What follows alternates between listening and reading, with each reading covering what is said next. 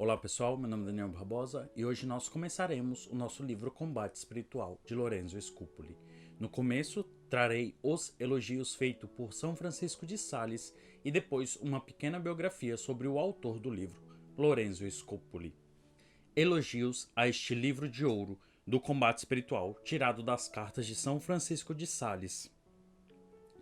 A autoridade de São Francisco de Sales nas matérias espirituais e a sua reputação e acerto no governo das almas me persuadem e podem persuadir os mais doutos e mais experimentados que o juízo que ele faz dessa obra e os louvores que lhe dá são bastantes para dar a conhecer o apreço que merece e granjear-lhe grande estimação com as almas desejosas de servir a Deus nosso Senhor, as quais acharão nele um preciosíssimo tesouro e entenderão que foi disposto e escrito com particular providência e assistência da sua divina majestade. Por isso julguei não ser necessário mais aprovações do que as do santo com o seu abrasado espírito lhe dá, além das que outras pessoas de grande conta lhe dão falando dele com muita admiração, o que aqui se porá também. No livro, pois, da introdução da vida devota na segunda parte, encomenda muito a lição do combate espiritual e o propõe entre alguns livros dos santos padres e outros autores dos mais ilustrados e dotados de mais sabedoria nas matérias espirituais. Depois, no livro de suas cartas, mostrando a uma senhora viúva como nos havemos de servir da imaginação para meditarmos, diz: o livro do método de servir a Deus é bom, mais confuso e mais dificultoso do que é necessário. O do combate espiritual contém tudo o que diz o outro, mas com maior clareza e melhor método. Na carta número 34, exortando a uma senhora a lição dos livros espirituais, diz: o método de servir a Deus, o compêndio de perfeição cristã, a pérola evangélica, são livros muito escuros e caminham pelos cumes dos montes. Não convém que vos ocupeis muito neles. Lede e tornai a ler o combate espiritual. Este há de ser o livro querido. Ele é claro e todo praticável. Na carta 39, encomenda a uma senhora que tivesse particular cuidado em adquirir virtudes de que mais necessitava. Conclui neste propósito sem falar em outro livro. Tornai a ler o combate espiritual. Diz tornai a ler porque, sem dúvida, ela o tinha já lido por seu conselho. E fazei particular reflexão sobre os documentos que há nele, pois o achareis muito bom. Na carta 48, escrevendo a uma senhora viúva sobre a sede espiritual de comungar e do amor à vontade de Deus, depois de lhe haver exortado, acrescenta: por certa, filha, o combate espiritual é muito grande livro. Há 15 anos que eu o trago na algibeira e não o leio vez alguma que não me aproveite. Na carta número 13, ordenando certos exercícios devotos a uma senhora casada, diz para o fim: lede muito no combate espiritual e muito vô-lo encomendo. Na carta número 80, escrevendo a uma viúva e exortando-a à simplicidade de coração e a não desejar tanto ver-se livre das tentações, diz: filha minha querida, lede o capítulo 27 do combate espiritual, que é o meu livro mimoso. Eu o trago na algibeira há perto de 18 anos, e todas as vezes que o leio de novo me aproveito grandissimamente. Na sua carta 70, consolando uma senhora viúva na morte de seu filho, diz essas palavras: é necessário que façamos uma vez na semana um exercício particular de querer e amar a vontade de Deus mais vigorosamente. Ainda digo mais terna e mais amorosamente que qualquer outra coisa do mundo. E isto não só nas ocasiões que se podem sofrer, mas ainda nas que são insofríveis. Vós achareis um não sei que disto no livrinho do combate espiritual, que tantas vezes vos tenho encomendado. A minha filha, se vos hei de dizer a verdade, esta é uma alta lição, mas todavia Deus por quem nós aprendemos é o Altíssimo. O doutor São Paríssimo, que traduziu em francês o combate espiritual e o dedicou ao mesmo santo bispo de Genebra do ano de 1608, lhe diz na dedicatória: lembrando-me muitas vezes de estimação que Vossa Senhoria fazia do combate espiritual, composto pelos padres teatinos, cuja lição e prática tanto me encomendou, um íntimo amigo meu, excelente em doutrina e virtude, vindo de Roma, me trouxe. Porém, não já como o primeiro, ainda que aquele foi tão admirado e recebido com tanto aplauso, mas inteiramente revisto e ainda enriquecido com mais 27 capítulos. E com aquela lembrança me deixei facilmente persuadir deste amigo e traduzi-lo em francês, e depois julguei que Vossa Senhoria o receberia com agrado por se acharem nele, em suma, todas as virtudes que a teologia mística ensina, e, numa palavra, o fruto interior do estudo de sua mocidade. O reverendo padre Luís de Ribeira, da Ordem de São Francisco de Paula, diz: no mesmo tempo, vivia então o santo em Pádua, lhe veio às mãos o livrinho intitulado Combate Espiritual, composto pelos padres teatinos. E, na verdade, o livro é pequeno, mas nem por isso deve ser pouco estimado. É um pequeno vaso cheio de suavíssimos cheiros e perfumes, um epílogo de todas as perfeições cristãs, uma recopilação da teologia mística. E para dizer tudo de uma vez, é uma cifra de admiráveis documentos. A lição deste livrinho se aplicou seriamente a nosso devoto legista, e a praticar com cuidado as excelentes instruções que dá com belíssima ordem. Muitos, sem dúvida, haverão lido muitas vezes esta obra, e pode ser que hajam tirado dela pouco ou nenhum fruto por sua pouca ou nenhuma disposição. Mas este prudente moço, tendo uma excessiva sede de justiça evangélica, a temperava com grandes golpes da água celestial que este admirável vaso contém. E se deleitava tanto nesta santa lição, que quanto mais se sustentava de manjar tão divino, tanto mais lhe crescia o apetite e desejo dele. Nunca se satisfez deste suave mantimento, nunca se enfastiou deste maná do céu, por muito que dele comesse, e com efeito trouxe esse pequeno livro consigo por espaço de 16 ou 17 anos para o ter à mão a todo propósito, a valer-se dele a qualquer ocasião. E é de reparar que aconselha a outros o que para si havia achado excelente, porque diferentes vezes persuadiu a muitas pessoas que se valessem dele para aprender a arte de vencer valorosamente a si mesmos, para acabar os meios com que chegar brevemente à perfeição. Por ser este um armazém espiritual donde se podem tirar armas para sujeitar esforçadamente as próprias paixões e os hábitos viciosos. O Frei João de São Francisco, geral dos Fulienses, na vida do mesmo santo bispo, que deu a estampa na língua francesa do ano de 1624. No mesmo tempo, havendo-lhe chegado às mãos o pequeno, mas excelente tratado do combate espiritual, do qual os padres teatinos são autores, dele se valeu em lugar de qualquer outro de semelhante matéria para se instruir na batalha dos vícios e vencimento das próprias paixões. Este livro lhe foi tão aceito e proveitoso que, como de Alexandre se escreve, que trouxe sempre consigo a Ilíada de Homero para se acostumar e habituar às guerras e combate dos homens, assim o nosso Francisco trouxe consigo 17 anos, pouco mais ou menos, donde, como de um armazém, tirava as armas com que valorosamente sujeitou as próprias paixões. O ilustríssimo Dom Carlos Augusto de Sales, bispo de Genebra, sobrinho do nosso santo, na vida que também lhe escreveu em língua latina, e dedicou ao sumo pontífice Urbano VIII no ano de 1634, diz essas palavras: valeu-se para remate da última lição do devotíssimo livro dos teatinos intitulado Combate Espiritual. Tinham-o sempre nas mãos como uma carta divina enviada do céu, e o trouxe 17 anos ou mais na algibeira. O ilustríssimo João Pedro Camus, bispo de Belay, no livro intitulado Espírito de São Francisco de Sales, diz: este livro todo de ouro fala do livro da imitação de Cristo. Excede os maiores louvores que dele se podem dizer. Mas não era este o de sua maior aprovação, e de que mais usava o nosso santo, senão o intitulado Combate Espiritual. Este era o seu livro querido e o seu válido. O mesmo santo me disse muitas vezes em sua vida que eu havia trazido na algibeira mais de 18 anos, lendo cada dia um capítulo dele, ou pelo menos uma página. E quem reparar nele com atenção, conhecerá facilmente que todo o espírito de devoção do nosso Santo Padre é tirado deste mesmo livrinho.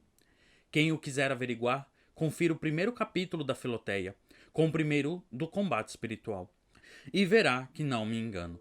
O nosso santo aconselhava a todos os seus devotos que lessem frequentemente este livro do Combate Espiritual, chamando-o livrinho todo amável e todo praticável.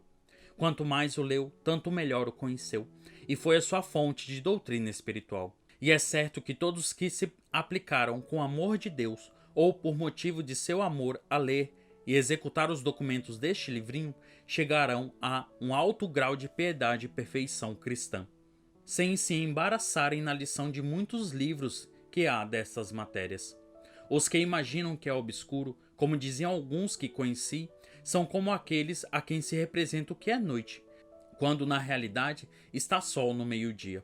Esses parecem com aqueles israelitas que se esfastiaram do maná porque lhes caía do céu com grande abundância e facilidade. O combate espiritual tem por fundamento da milícia interior e cristã a desconfiança de si mesmo e a confiança em Deus. 3 pequenos livros de devoção tinha ele com grandíssima conta. O primeiro era o Combate Espiritual, da qual vos tenho falado largamente. Esta é, minhas irmãs, aquele livro que ele mesmo vos encomendou muito e que encomendava continuamente a seus discípulos, encarregando-lhe sua lição como que o havia trazido 17 anos na sua algibeira, lendo quase todos os dias nele algum capítulo, tirando sempre novas luzes. Vós sabeis que o nosso Santo Padre não teve outro exercício mais particular que o da presença de Deus, nem virtude mais querida que a da afabilidade, nem outro livro mais mimoso e estimado que o Combate Espiritual. Depois de vos haver encomendado que o imiteis, como se ouviramos clamar desde o céu com São Paulo, sede meus imitadores como eu fui de Jesus Cristo. Eu lhe perguntei um dia quem era o seu diretor ou mestre de espírito. Ele tirou da algibeira o Combate Espiritual e me disse: "Ele aqui. Este é aquele que, com a divina assistência, me ensina desde a minha mocidade.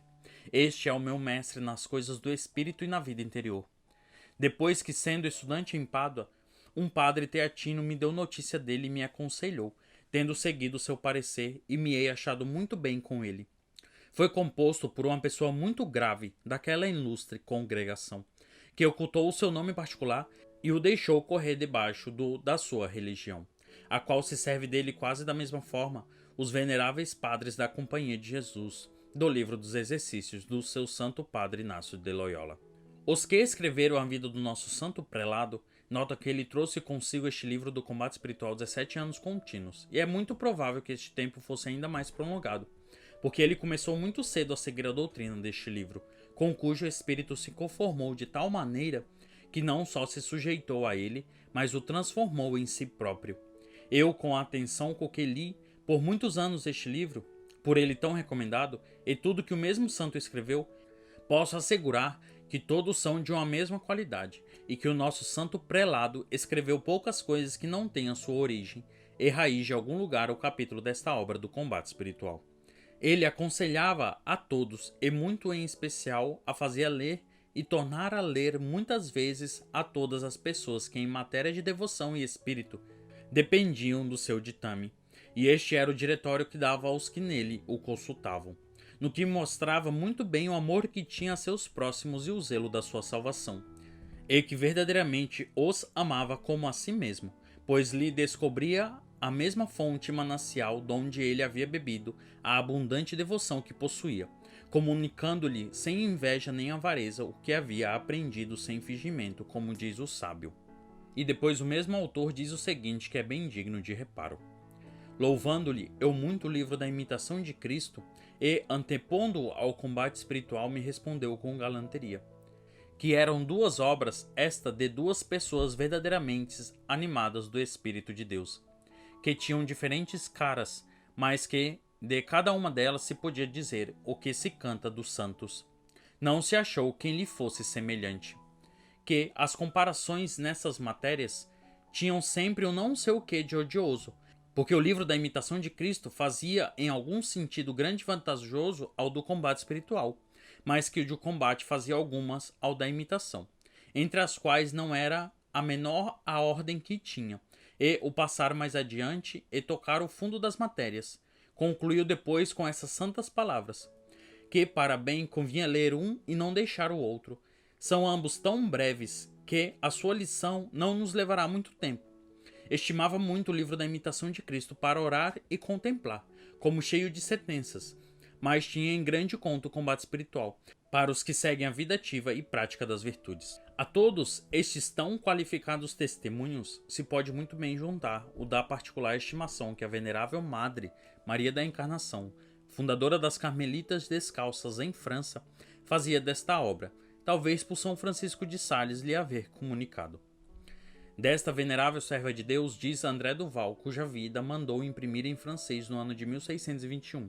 Nos últimos anos da sua vida, 2 ou 3 antes de entrar na religião, se deu a lição de alguns livros espirituais para se divertir da ocupação em que Deus a tinha, então muito fortemente exercitado. E entre os livros que lia naquele tempo, os principais foram o Caminho de Perfeição da Madre Santa Teresa de Jesus, os Pontos de Humildade ou o Combate Espiritual, que ela sobre todas as coisas estimava. Falava nele quase sempre às noviças do mosteiro de Amiens, e desejava que todas as prioresas da ordem procurassem que as suas religiosas o lessem com atenção. E como os primeiros capítulos deste livro tratem da desconfiança de si mesmo e da confiança em Deus, um dia, falando com uma noviça, lhe disse que não se atrevia a passar além destes 2 capítulos, e que assim também não queria que ela passasse dali, até que conhecesse dela que se havia adiantado nestas 2 virtudes, e acrescentando: porque a alma que as possui é capaz de muitas graças, e se eu na religião tivesse a meu cargo as noviças, não lhes ensinaria nenhuma outra lição. Sucedendo encontrar neste livro aquela cláusula que diz que é possível e fácil as almas gozarem na terra das consolações do céu, todas as vezes que encontrava este passo, a noviça com a qual lia o livro observava que a madre parava subitamente, sem dizer palavra, ficando com o rosto cheio de tão grande alegria e de tal formosura que parecia que Deus estava real e sensivelmente unido a ela. E depois de alguns passos de suspensão rompia: lhe é fácil, lhe é possível gozar na terra das consolações do céu. Continua depois o autor. Desta maneira falava a nossa venerável deste precioso livro do combate espiritual, que ela leu nos últimos anos de sua vida, não lhe sendo possível lê-lo até então no espaço de 20 anos pela força da divina atração que sentia e que levava fora de seus sentidos ao menor encontro das coisas que nele tratam de Deus, pela singular expressão e propriedade com que se tratam. Para terminar esses elogios, julguei conveniente transladar aqui um artigo de uma carta circular mandada a todas as casas da nossa ordem no ano de 1622, pelo nosso reverendíssimo padre Agostinho Bozona, geral que então era da nossa sagrada religião, mandando-nos a todos um maior culto e maior veneração de São Francisco de Sales, beatificado então de próximo. Pois sendo a glória do Pai, o Filho sábio, não se podem melhor qualificar os elogios com que o nosso santo bispo levou sempre o combate espiritual, inculcando-o a todos e persuadindo a prática dos seus documentos e doutrinas, como com referir a vossa reverendíssima, o oráculo em que rompeu o mesmo sumo pontífice que o havia beatificado e o canonizou depois. Disse, pois sua santidade, falando deste santo bispo, que do livro Combate Espiritual havia ele tirado todo o espírito e fervor da devoção com que chegou a ser tão grande santo. Elogio tanto mais excelente quanto mais valem as obras que as palavras, pois o supremo gênero de louvor é imitarmos com as ações o que com gosto e júbilo celebramos, o que tanto arrisca de um e outro modo executou este grande santo. Breve vida de Lourenço Scupoli. Para inteira perfeição da estima e apreço que se deve fazer desta obra, julguei conveniente dar aqui alguma notícia, ainda que breve, do seu autor, para que, conhecendo-se quem a escreveu, melhor receba sua doutrina. Nasceu o venerável Lourenço Scupoli no reino de Nápoles. Passou sua juventude e mocidade ocupado nos estudos, até a idade pouco mais ou menos de 40 anos. Viveu honestamente no século e em sua casa. Mas querendo o Divino Espírito valer-se dele no ministério do governo e da direção das almas, o encaminhou ao bem-aventurado padre Santo André Avelino, de nossa sagrada religião, que então vivia e florescia em Nápoles com grande fama de santidade e grande mestre de espírito. E no ano do Senhor de 1570, pouco mais ou menos, lhe pediu o hábito da nossa ordem e o recebeu em nossa casa de São Paulo. Aqui se avantajou muito no exercício das virtudes, valendo-se não só de tão excelentes documentos como eram os do seu santo mestre, mas também da lição dos santos padres e dos autores mais escolhidos e mais ilustrados nas matérias espirituais. E aproveitou tanto nelas que em breve chegou a seu mestre, donde a obediência lhe encarregou esse ministério em que foi tão superior, que se deu logo a conhecer por único e singular em saber fazer amável a todos a vida espiritual e fácil a reforma do homem interior. Era tão grande o fruto que fazia nas almas, e tantas as que se reduzem a servir a Deus com perfeição.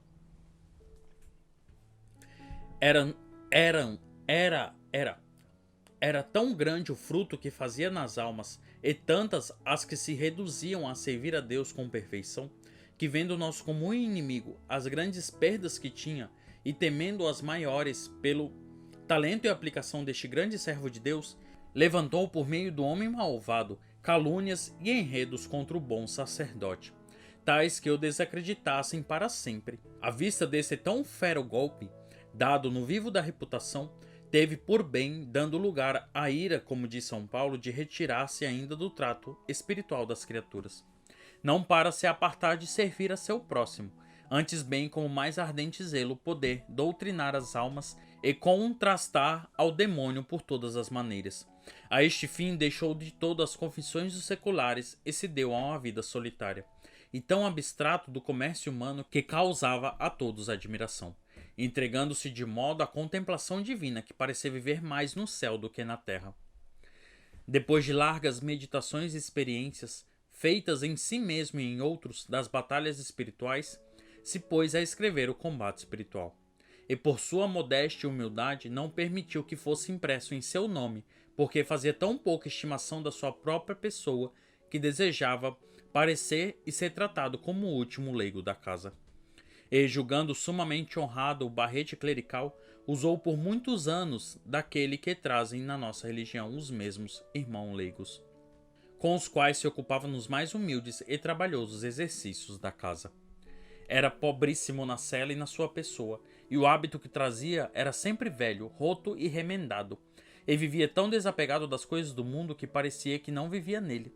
Naturalmente era sua presença grave e composta, no trato era afável e benigno, e quando o pedia a ocasião mostrava o semblante alegre e sereno.